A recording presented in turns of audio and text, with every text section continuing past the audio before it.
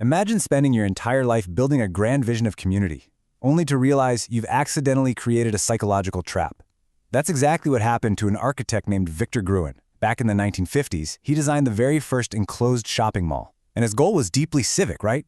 He wanted to build a covered, walkable town square to give isolated suburbs a place to gather and connect. But as he watched his creation grow and evolve in the hands of corporate developers, he realized something absolutely terrifying. He hadn't built a social hub at all. He had built a machine, perfectly designed to strip away your logic.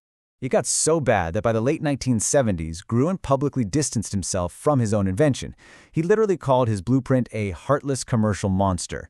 What he realized was that the immersive, sensory-rich environments he designed were triggering a psychological flip in the human brain. Developers took his innocent concept, scaled it up, and weaponized this exact disorientation. They figured out that when people are completely overwhelmed by a curated environment, they just forget why they came in the first place. And this realization laid the foundation for the most sophisticated, psychological retail empire in the modern world. An empire that took Gruen's monster and perfected it.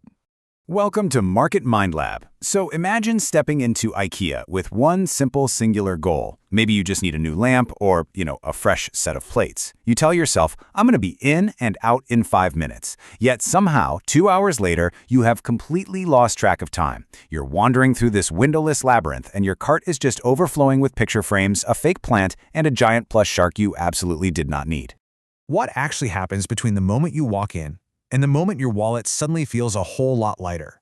Well, what's truly staggering here is the sheer scale of this phenomenon.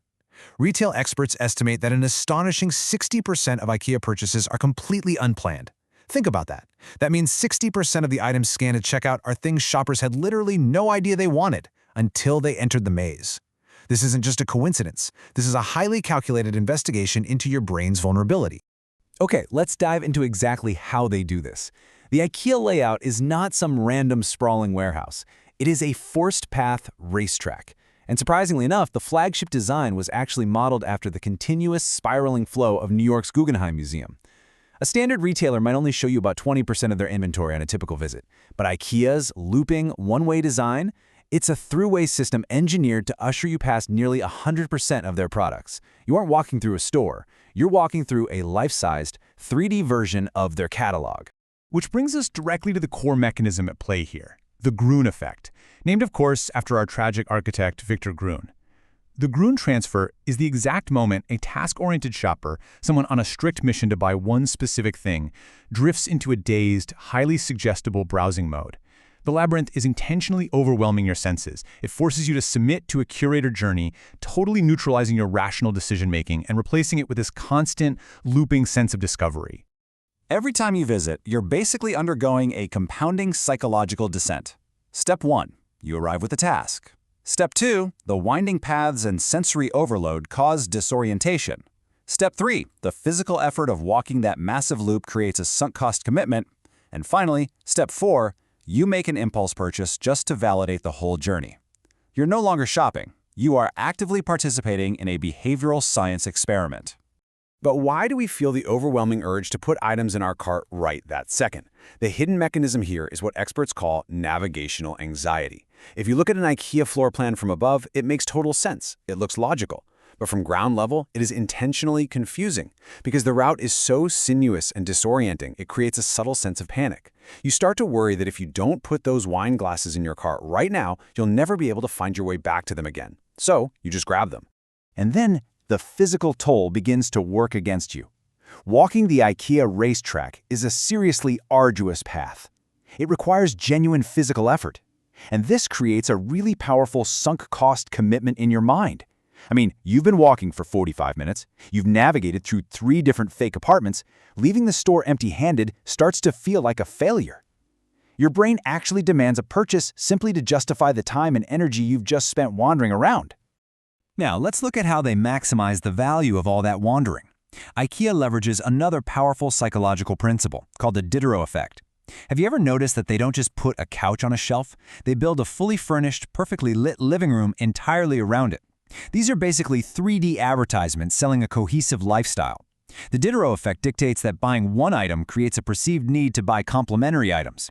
You don't just buy the couch, right? You need the matching throw pillows, the rug, and the side table just to maintain the illusion of that perfect life you just walked through. To keep you hooked between those perfect little rooms, they use a tactic called bula merchandising.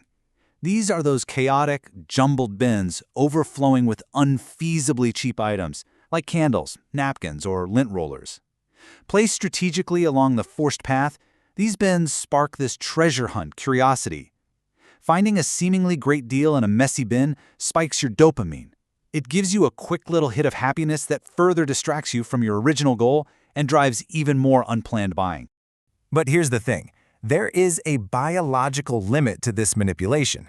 Shopping in a maze is exhausting. So where does IKEA put their famous food court? It isn't just randomly placed near the exit or the entrance.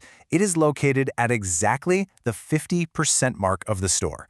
Right when your decision fatigue is peaking and your energy is crashing, the maze spits you out into a cafeteria.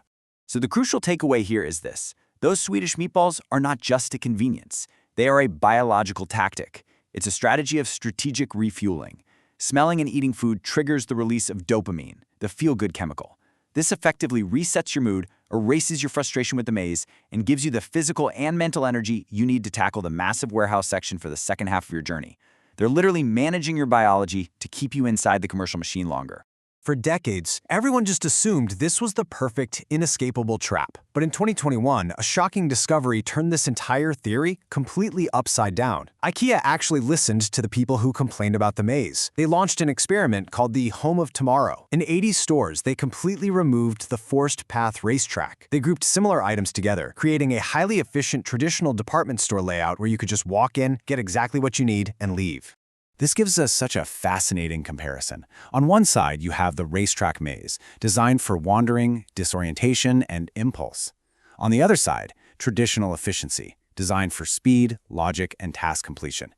You would naturally think that after years of complaining about getting lost in IKEA, customers would absolutely rejoice at the new, efficient design. But the paradox is, they absolutely hated it. The feedback was overwhelmingly negative. Customers felt completely lost without the maze. As one IKEA executive noted, shoppers literally protested, saying, "No, this is a big shop." They missed the immersive room displays. They realized they didn't want to just stare at aisles of categorized items. They vocally demanded the return of the layout's guiding hand. And this uncovers the true, hidden mechanism behind this entire retail empire. IKEA actually had to revert back to a whittled-down version of the maze because that frustrating, wandering friction isn't just a side effect of the store. The friction is the product. The very brand identity of IKEA is intrinsically tied to the journey of getting lost. When they took the maze away, it stopped feeling like IKEA, and sales suffered. When they brought it back, sales rose. This reveals a profound, bigger insight about consumer behavior. We have essentially entered into a psychological contract with this brand. We willingly trade our navigational autonomy, our freedom to just walk straight to the exit, in exchange for a curated narrative journey. We actually want to be told a story about a better home, a better life, even if it means we get a little manipulated along the way. The maze isn't a trap we are forced into, it's an experience we inherently crave. Which leaves us with a final, truly provocative thought. We know the Gruen effect is real. We know the layout is completely designed to extract impulse purchases. Yet millions of us return to the racetrack every single year. If we know a system is designed to manipulate our choices, why do we still find surrendering our autonomy so rewarding? I want you to really think about your own shopping habits and debate this down in the comments. Have you ever gone in for just a spatula and walked out with a brand new living room? Let's talk about it.